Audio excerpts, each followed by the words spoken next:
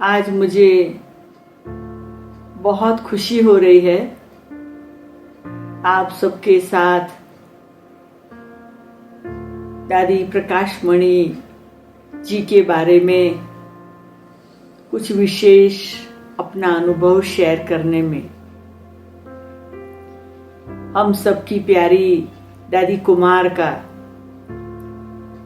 जोगी बाबा का यज्ञ जब से शुरू हुआ, बाबा के साथ सेवा में लगे हुए, और मैं जब 1965 में ज्ञान में आई तो दादी प्रकाश मणि बॉम्बे में सेंटर इंचार्ज थे, परंतु कुमार का दादी कहते थे। और वो जब भी आबू जाते तो वो अहमदाबाद सेंटर से जाते तब मिलना होता था। मैं 65 में सरेंडर हुई। 69 तक दादी जब अहमदाबाद से होके जाती मिलना होता, परंतु इतना नजदीक का अनुभव या परिचय नहीं था, क्योंकि कुछ क्षणों के लिए ही मिलना होता था। लेकिन जब 1969 में बाप दादा अव्यक्त हुए, उसके बाद फिर दादी प्रकाश मणि ने संस्था का संचालन शुरू किया तो माउंट आबू में आए। तो जब माउंट आबू में आए उसके बाद तो कई बार मिलना होता था, तो धीरे धीरे दादी के नजदीक आने का बहुत सुंदर मौका मिलता था। तो ऐसे तो 1969 से लेकर अभी तक के तो बहुत अनुभव है, परंतु उसमें से टाइम के हिसाब से मैं कुछ बातें सुनाना चाहती हूँ। प्यारी दादी जी से क्या सीखा, मुझे याद आता है कि 1971 में जब भी सब मुख्य टीचरों की मधुबन में भर्ती हुई तो उसमें मुझे भी शामिल होने का मौका मिला, क्योंकि मैं भी सरेंडर टीचर बन गई थी, पर सब में छोटी थी। और मेरा ये लक्ष्य था बचपन से कि मैं किसी भी फील्ड में जाऊं, मुझे नंबर 1 रहना है। तो स्कूल के बाद, कॉलेज के बाद अभी ये भगवान की स्कूल में आई, तो 2 मास की भर्ती के बाद अव्यक्त बाप दादा ने 50 टीचर्स के बीच में मुझे नंबर 1 दिया। तो मुझे इतना अंदर में होता था, भगवान ने भी मुझे नंबर 1 दिया तो मुझे कितना ध्यान रखना पड़ेगा। उसके बाद दादी प्रकाश मणि ने मुझे अपने पास बुलाया और दादी प्रकाश मणि ने कहा, वेदांती एक बात याद रखना, भगवान के मुख से तुमको नंबर 1 मिला है, वो बात कभी भी नहीं भूलना। हमेशा अपने जीवन में हर एक कार्य करो तो यही याद रखना कि मुझे नंबर 1 में ही रहना है। तो ये मुझे दादी ने अच्छा पाठ सिखा दिया। तो हमेशा मेरा ये लक्ष्य रहता है कि मुझे दादी ने ये कहा है नंबर 1 में रहना है। परंतु क्या हुआ कि कुछ ऐसा समय आया कि अहमदाबाद में सेवा करते करते, बॉम्बे में सेवा करते करते मेरा विदेश आना हुआ, अफ्रीका में। तो दादी ने बड़े प्यार से एकदम उमंग उत्साह देके मुझे भेजा। अभी क्या है कि विदेश से जब पहली बार मधुबन जाते हैं तो हमें रहता है, ओह हम तो शुरू के ग्रुप वाले हैं, तो दादी रोज बुलाएगी, दादी रोज प्यार करेगी। तो मैं 2 वीक के लिए आई थी और दादी ने 1 वीक में एक बार भी नहीं बुलाया। जब क्लास में मिलती थी, हेलो हाय होती थी, मुझे होता था दादी अपने पास बुलाएगी, मुझे कई बातें करेगी। तो 1 वीक जाते जाते मेरे मन में बहुत सोच, तो मेरे में जैसे थोड़ी सैडनेस आ गई कि अभी 1 वीक बाकी है। तो मुझे मोहिनी बहन ने कहा कि वेदांती तुमको क्या हुआ है, कुछ पेट में दर्द है, क्यों सैड हो। मैंने कहा नहीं, देखो 1 वीक हो गया, दादी मेरे को अपने पास बुलाती नहीं है और मेरा तो टाइम चला जाएगा। तो अभी ये बात जब भी मैं दादी के रूम के पास जाती क्यों होती थी, तो क्या हुआ, दादी को पता चला तो दादी ने किसी को भेज के मुझे दादी के रूम में बुलाया, दूसरे दरवाजे से बुलाया। अब जब मैं दादी के पास बैठी थी तो दादी ने कहा, वेदांती तुम ठीक हो। मैंने कहा हाँ, पर मुझे होता 1 वीक चला गया। तो दादी ने कहा, अरे देखो एक बात याद रखो, ये बाहर जो क्यू खड़ी है ना, वो सारे प्रॉब्लम को सॉल्व करने लगे। हर एक को अपने अपने डिपार्टमेंट की अपनी जिम्मेदारी में कई प्रॉब्लम है, तो वो आए हैं तो दादी उनको मिलके उनको सॉल्यूशन देती है। अब बताओ तुमको क्या प्रॉब्लम है? मैंने कहा दादी कोई प्रॉब्लम नहीं है, खाली मैं दूर रहती हूँ तो मुझे होता है दादी से मिलूं। बोला अरे एक बात याद रखो, ये प्रॉब्लम वाले हैं ना वो फ्रंट डोर से आते हैं, और तुमको कोई प्रॉब्लम नहीं है ना वो पीछे डोर से। तुमको जब भी मन करे ना ये पीछे के डोर से तुम दादी के पास मॉर्निंग आओ, आफ्टरनून आओ, इवनिंग, जब भी आना हो तुम आओ, तुम्हारे लिए दादी का दरवाजा खुला है। आप सोचिए दादी ने मुझे कितना पावरफुल एक पाठ सिखा दिया कि बड़ों के दिल में रहने के लिए अपना दिल एकदम साफ रखना है, सच्चाई सफाई रखनी, जो बात बता देनी। तो मैंने दादी प्रकाश मणि से ये सीखा। तो ये जैसे मेरे को ये बहुत बड़े लेसन मिल गए। अब दादी प्रकाश मणि से मुझे क्या प्रेरणा मिली, क्या हुआ कि बॉम्बे में एक मतलब सबसे पहला बहुत बड़ा मेला लगा था, और वहां पर मुझे जिम्मेदारी दी गई थी कि सारे स्टॉक को संभालने का। तो मैंने तभी व्रत ले लिया था 1 मास मौन में रहने का। रोज रात को मीटिंग में दादी मेरे को अंगुली मुंह में डाल के कहती बोलो बोलो मुट्ठी बोलो। मैं कहती नहीं दादी मुझे मौन, मतलब मैं बोलती नहीं थी, बस मेरा मौन में रहती थी। तो दादी को अच्छा भी बहुत लगता था, बहुत दादी को मेरे लिए प्यार भी आता था। और क्या हुआ कि दादी मुझे नजदीक बिठाती थी हर रोज, क्योंकि सब बोलते थे मैं बोलती नहीं थी, तो दादी नजदीक बिठाती थी अपनी बाजू में।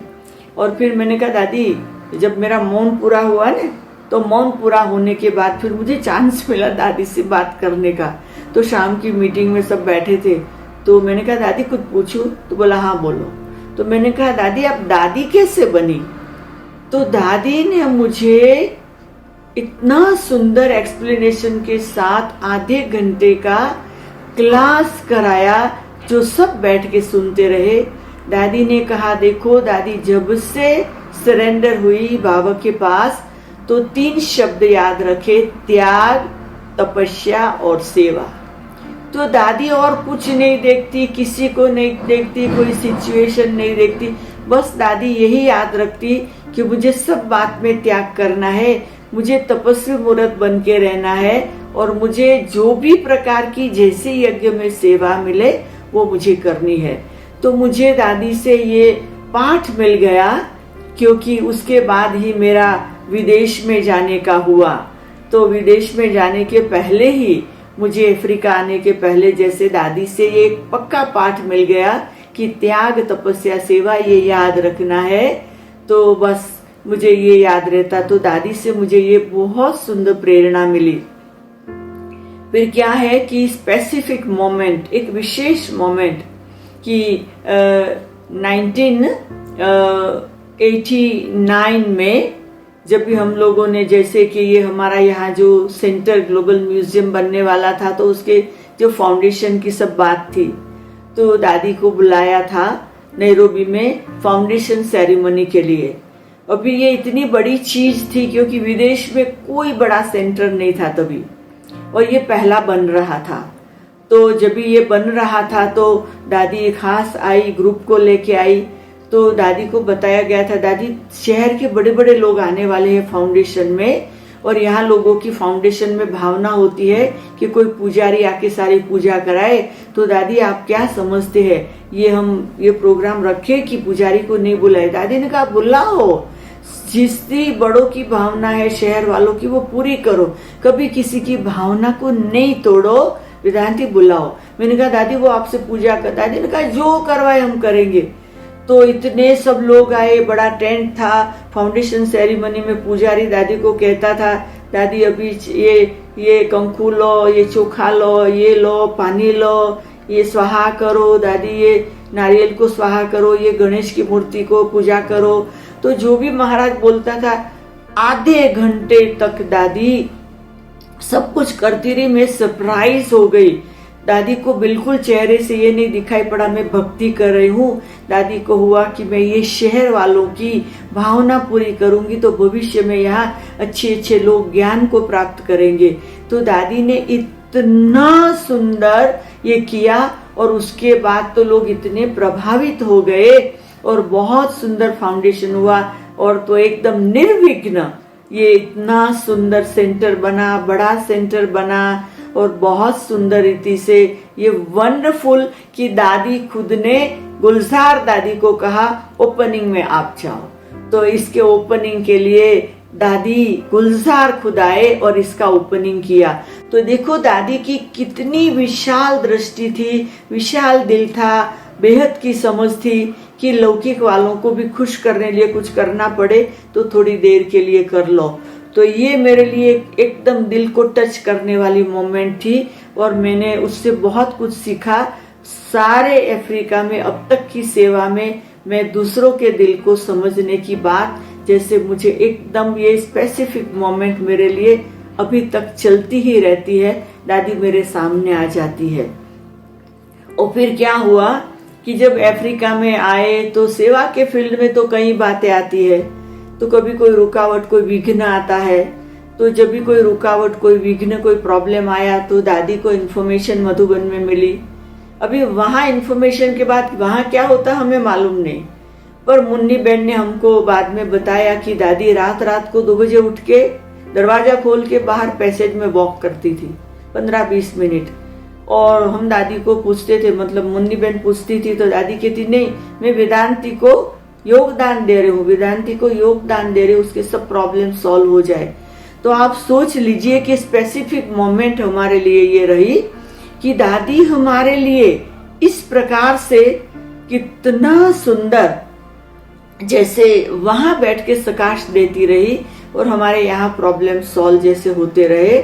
तो उसमें क्या है कि दादी ने तुरंत निर्णय ले लिया कि मुझे आबू बुला लिया। आबू बुला लिया, मुझे मालूम नहीं। मैंने दादी को बोला मैं आ गई, अब वापस नहीं जाऊंगी दादी, कोई बात नहीं, मैं मधुबन के बर्तन मांजूंगी, मुझे अफ्रीका में भाषण नहीं करना है दादी। दादी ने कहा रुको।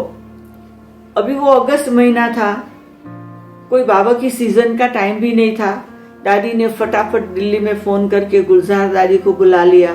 गुलजार दादी आए और गुलजार दादी को कहा कि अभी ये प्रॉब्लम सॉल्व करने बाबा के पास जाना, बाबा को बुलाना है। मुझे इतना वंडर लगा। उस समय मधुबन में 100 लोग थे। तो शाम का समय हुआ, सब मधुबन में बैठ गए वो अपने हिस्ट्री हॉल में, और दादी वतन में गई, गुलजार दादी और बाप दादा आए और बाप दादा ने सबको दृष्टि दी। और फिर बस दादी ने सब, दादी प्रकाश मणि ने सबको बोला आप सब निकल जाओ।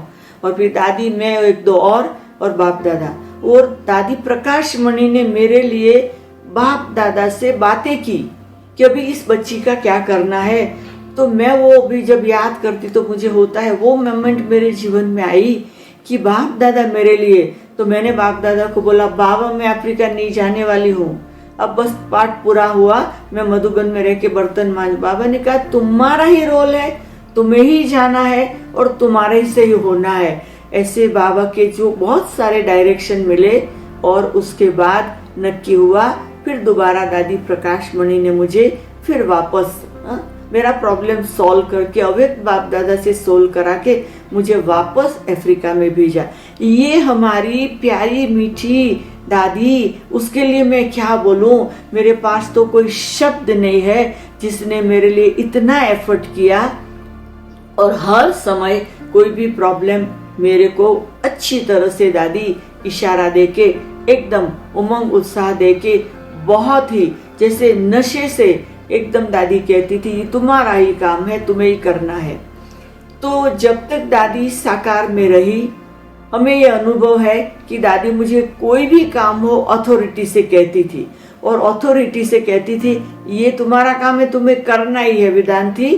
तो क्या मैं आपको बताऊं कि ऐसा वंडरफुल रोल रहा मेरा दादी के साथ कि मेरे पास तो इतनी गहरी कहानियां हैं, परंतु समय के हिसाब से तो मैं आज इतना ही कह सकती हूँ। मेरी प्यारी दादी मेरे साथ थी, मेरे साथ है और मेरे साथ रहेगी। थैंक यू सभी सुनने वालों को। मेरी प्यारी दादी प्रकाश मणि के साथ के मेरे कुछ अनुभव, स्टोरियां, प्रेरणा, लेसन। ओम शांति।